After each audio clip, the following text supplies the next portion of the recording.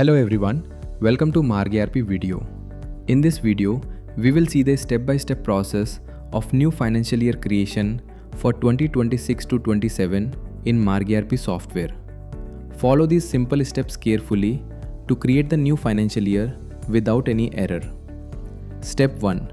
First, take the backup of the previous financial year to keep your data safe. Backup is important so that your old records remain secure before creating the new year. Step 2. Now go to Select Company option and press F8 function key from the keyboard. Step 3. Here you will see multiple options.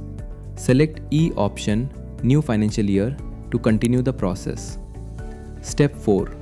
After selecting New Financial Year, click on Accept to proceed further. Step 5. Now the system will ask for confirmation.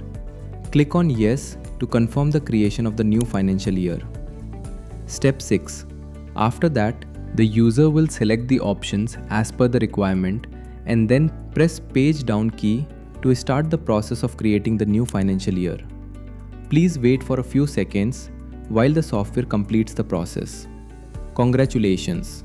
Your new financial year 2026 to 27 has been created successfully.